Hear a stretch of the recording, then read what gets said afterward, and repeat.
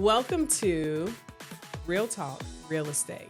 I'm here today with Miranda Solomon, and we're going to be talking real stuff about real estate. About real estate, and I'm ready. So let's start it off. Just kick it off for us. How long have you been in the business? Just tell us what year you started and what that looked like for you. Sure. So I've been in the business for 10 years. I started in real estate in this office in January of 2016. Okay. At that time, I had a 3-year-old, Cameron, and I had a 3-month-old, Jameson. Ooh, that sounds crazy Jameson to is me. the kind of kid that it's hard for me to even imagine her being a baby, even though I was there. So I had a 3-year-old and a 3-month-old, and I was working full time in a sales management position that I had been in for a very, very long time. So It looked a lot different then than it does now. Okay. I mean, what did that look like, doing real estate, working full time, 3-year-old, 3-month-old? I mean, it sounds crazy. It was it as crazy as I imagined it was, or did it have like a pretty good flow to it? It had a pretty good flow to it because, like I said, I was in sales management, so I had a large territory, and I covered a good part of the Southeast. So work from home was nothing new to me in 2020. I think I had been working from home since 2010 with that company, just because in sales, typically I wasn't in the same city with my management team.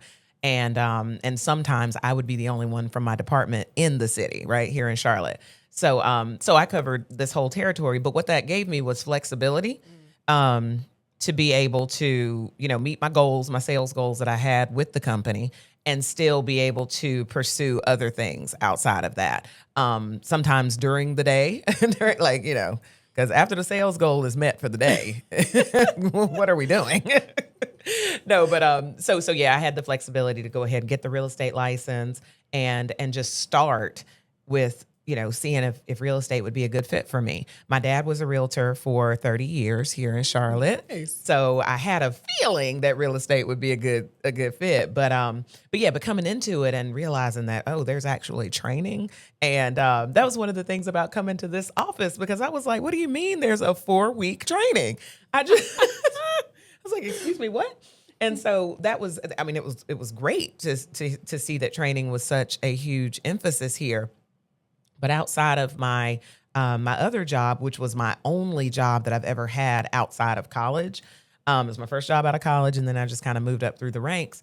And training was obviously a big deal there. So coming into real estate, and just as it happened, as divine, however I got here, I came to the right company, because it was good to see that some of those same metrics that I was used to measuring with this, Fortune 50 company, it was very similar over here. What does a productive day look like? What does a good day look like? What does a, not so productive day look like? And being able to answer those questions, I was like, this is not that much different. Like running my real estate business is not that much different than how I saw that huge company run its business.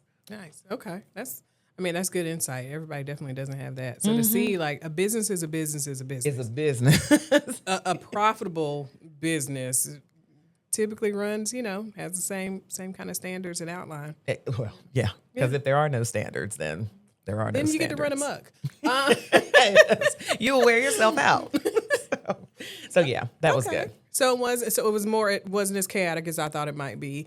Pretty fluid. So you've been in the business 10 years. So you started off dual career. What did that transition look like?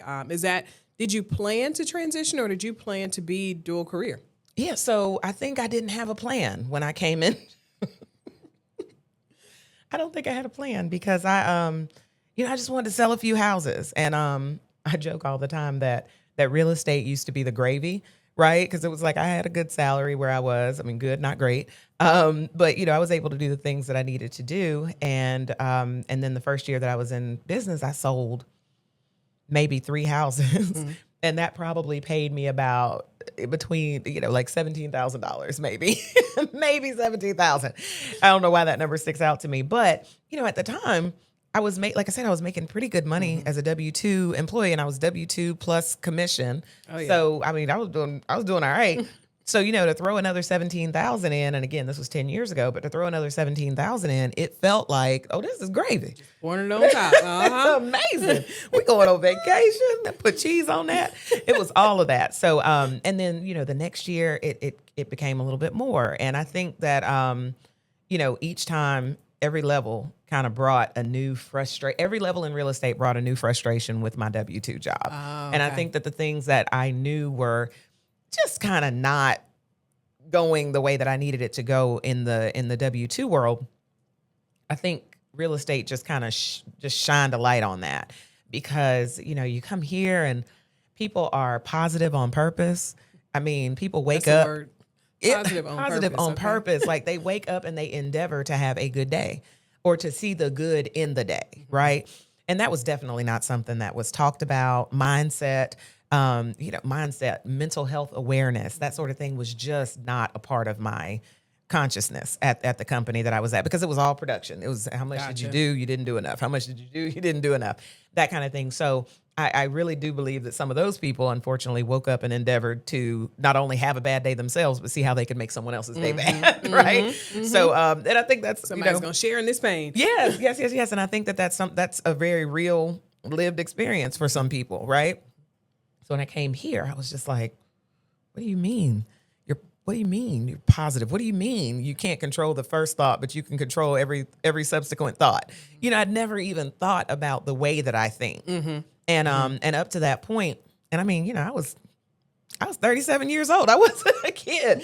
I'm not a spring chicken. Like I don't live. You have lived a little life at this point. Exactly. I had some years under my belt. So and I had been working for the same company since college. So, I even was navigating those corporate spaces pretty well, I thought. But when I came here and I was able to take part in the training and the coaching that's available here, I found out that, mindset, being aware of your mindset is a choice, right? And then taking control of your mindset is a choice. And doing those two things, right? Being aware of it, taking control of it, changed my life, changed my business, but it changed my life. And so I think it just kind of made me feel like I don't have to actually be unhappy for 8 hours a day if I don't want to. Please don't. If I don't want to. If I don't want to, I don't have to do that. You do have a choice. Exactly. It was my choice. So I said, I'm going to take this leap and I'm going to continue to do this business at a high level. And it hadn't been easy for sure. That transition was tears and the whole thing. But it hasn't been easy, but it's been rewarding for sure. And being able to take control of my time and being able to take control of my day, because now I do what I want to do. Yeah. And sometimes that's a good thing and sometimes it's not. But I do what I want to do, and I don't do what I don't want to do. And right now what I want to do is build the most profitable business I can.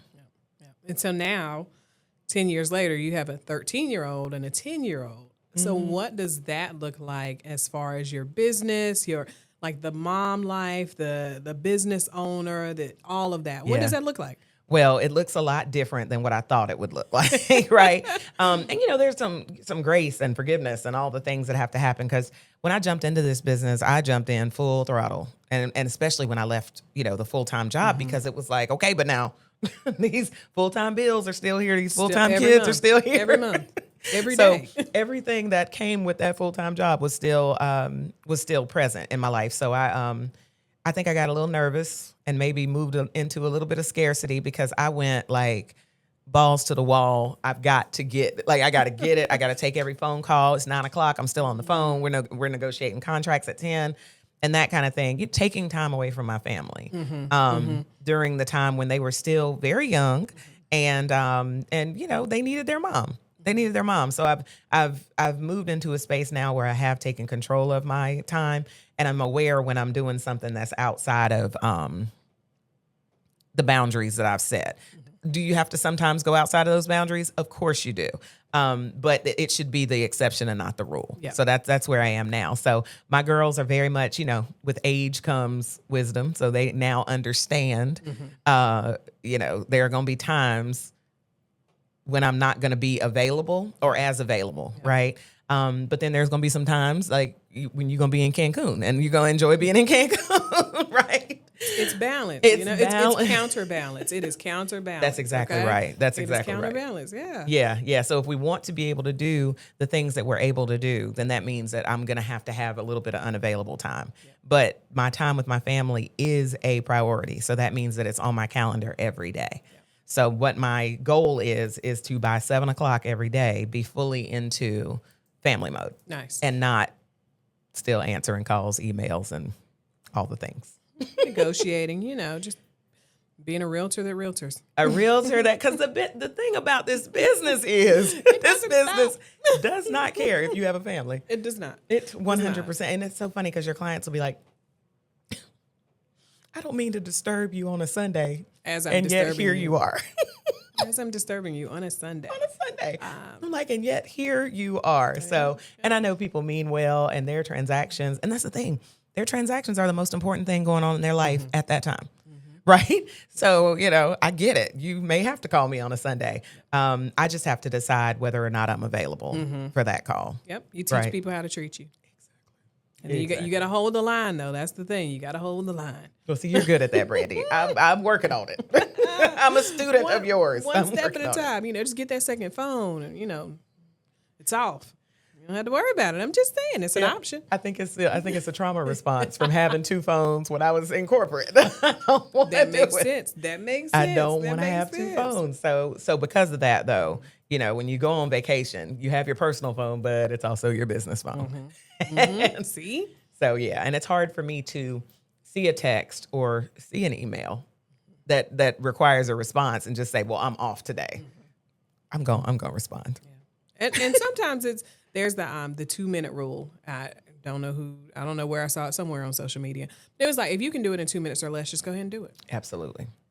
Then you don't have to worry about it. It's less likely you forget about it, and it's not something that's in the back of your mind anyway because it's done. So I get it. Yeah, because those things just kind of needle, right? You're like, okay, well, I know they're waiting on a response. I know they're waiting on a response. And to your point, if you can do it in 2 minutes or less, go ahead and do it. Because if you don't, and if something else happens subsequently because you didn't respond, then it's probably going to take more than 2 minutes to take care of it. True. That's very true. Yeah. So your dad was a realtor 30 years. Do you think you are raising a little future realtor? Child. If you go in there and ask them right now, they would both say no. What's interesting is I would have said no too while going through it. But I look back on it now as an adult and I'm like, we had a pretty great life because of real estate, and home ownership is all I've ever known. I've only ever lived in a home that my parents owned. And then, from there went to college or whatever. And then shortly after that, bought my own home. Really young. I do hope that is the legacy that they, that they follow in. But currently neither of them is interested at all in being in real estate. Zero interest. It's interest. A no for me. And both of them are great salespeople. So it'll be interesting to see how that evolves. I didn't come to it until I was 37. There's that. I am going to ask them nicely to consider getting their real estate licenses when they turn 18, though. It's like, I'll pay to keep it up for you, but it's a good license to have. That's true. So what do you think they do gain from you? Like what, what's the example that you think you're setting for them? Well, I hope I'm setting a good example of balance and counterbalance, and being able to be, a strong person for them, for not only them, but just for my whole family, for my husband, for them, for myself and for my business. And then I hope that they are learning what commitment looks like, right? Yeah, because I'm committed to providing the life that we desire through real estate. So, and what does that commitment look like? It's getting up and getting on a call every morning at 8:20 in the morning and making my calls and doing all the things that we do and hold each other accountable to. And I'm hoping that they see that level of commitment. And I think they do, because they know, I know at 8:00 you're on your call. I know you're on your call. And it's like, okay, good. And the reason I'm on that call is because, just like I talk about them getting distracted, don't ever turn the lights off and you don't ever do this. And, and it's like, because it's easy to get distracted. And I share with them, as much as I get on you guys about getting distracted, I get distracted too. Yep. And it doesn't take much. So I need as much, as much accountability around that as I can get. What do you think you learned from them? Oh my goodness. They're so sweet and just forgiving. You know, it's like there's just they're just very forgiving. Because obviously, you know, when I had kids, I had never been a parent before. So I've made all the mistakes, all of them. But, you know, I'm learning that, you know, we as parents can apologize to our children when we make a mistake.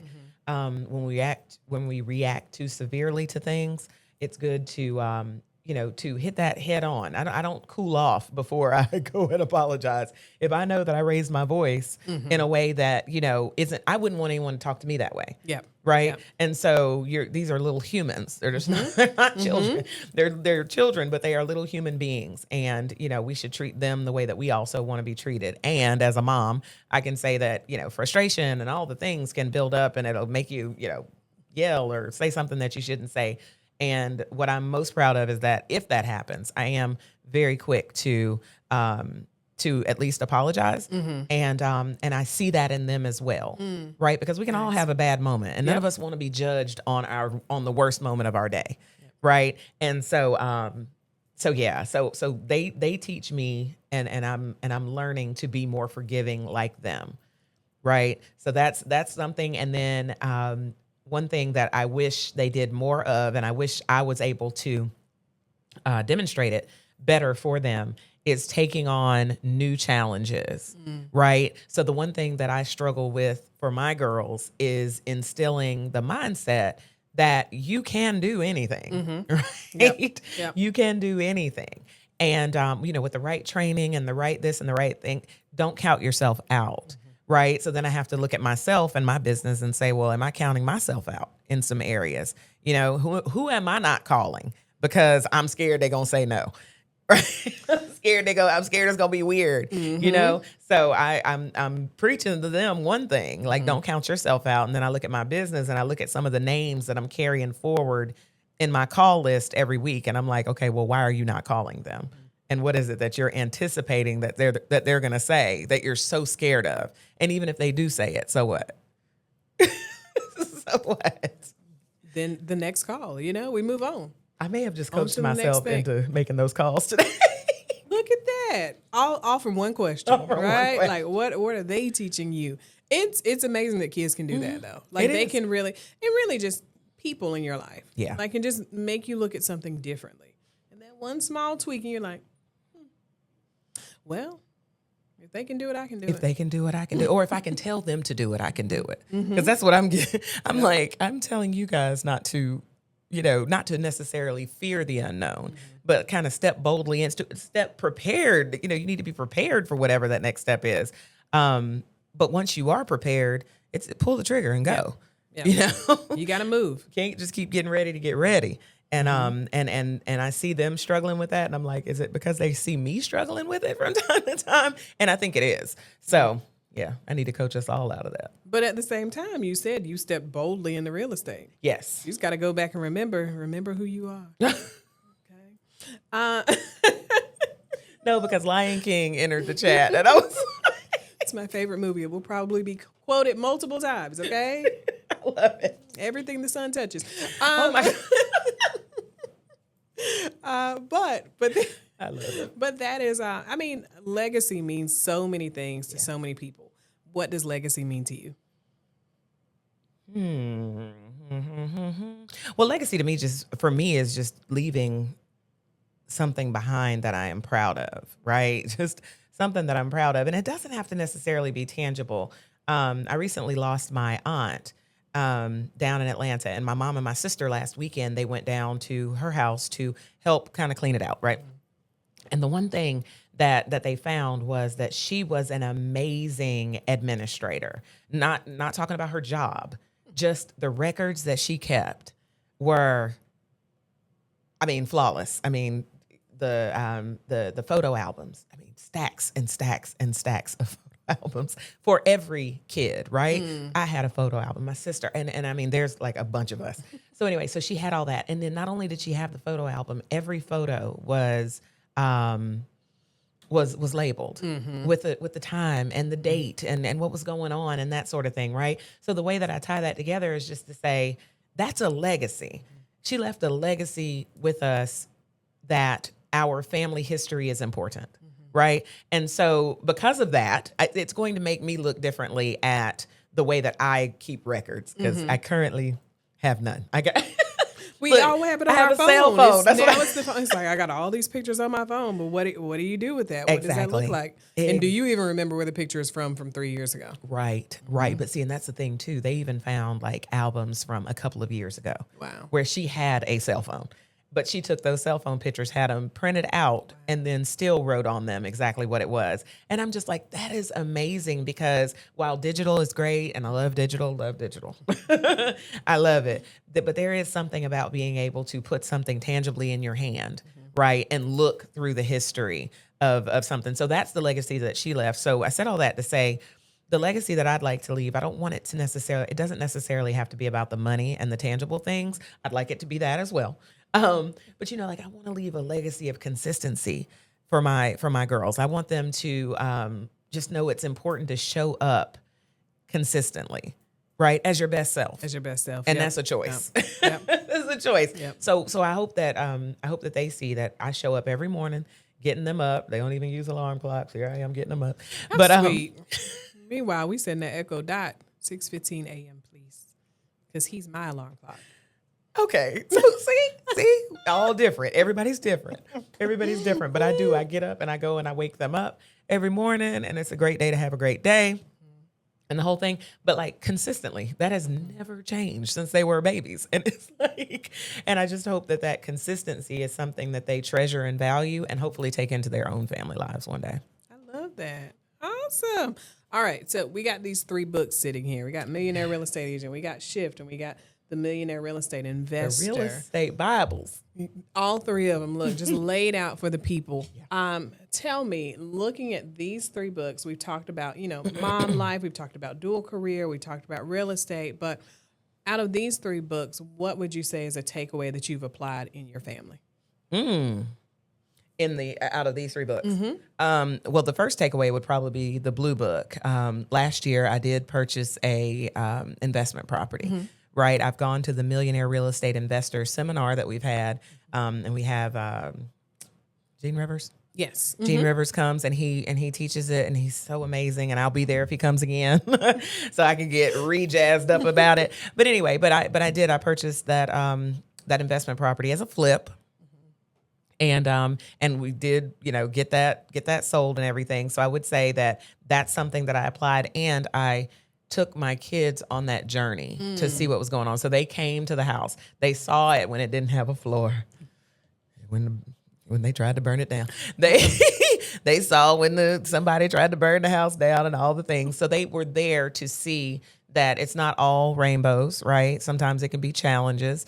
So that would be what I got from that. From the Shift book, I don't know that they are seeing what is coming from me because of the Shift book, but find the motivated is one of the Shift tactics, and that has become my entire focus.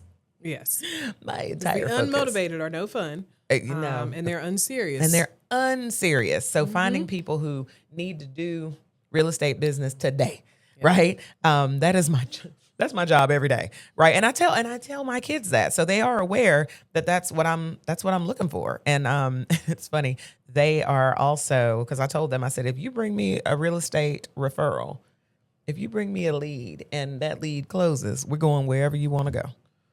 Now I'm about to bring you a lead. So we're going wherever you want to go. Now it is going to replace one of our vacations, but we're gonna go wherever you want to go. So they also understand the necessity of finding the motivated. Nice. And so they do talk to their friends about what their friends are doing, if they're moving or renting and all that kind of stuff. So that makes my heart smile. And then on the Millionaire Real Estate Agent, I would just say that they see that I am consistently generating business for my business, right? I'm consistently generating leads, and they know, it's summertime, right? So it's a relaxed schedule. Yep. But my kids, I don't see them until about noon, because they know that from about 9 till about 11:30, I'm probably doing something very real estate-y. So stay out of the way. We're going to stay out of the way. Yeah. We're gonna stay in our rooms. We're going to chill and relax. That's good. And then come down, and then we do all the things. And so, that's why it's so important that morning time is so focused. Because sometimes in the afternoon, in the summertime, I don't get back to real estate. Yeah. And we want to lollygag and dilly-dally and all the fun things. And enjoy my kids. Yes. And as long as you've done what you need to do, you can do that guilt-free. Exactly. Yeah. Exactly. Just like on the W-2 job. I mean, once I had made my sales, that was it. Okay, we're done for the day. Goal hit. I'm out, but I'm still here. Right. Let me move this mouse so you know that I'm still here. But baby, we're already 100%. It's a wrap. I love it. Well, awesome. Well, it's been great talking with you. Thank you for coming and sharing. I feel like, the people probably learned something that they didn't know. I think I picked up a few things I might not have known. So awesome. I appreciate you stepping in here with us. Thank you all for joining Real Estate Real Talk. See you later. Bye.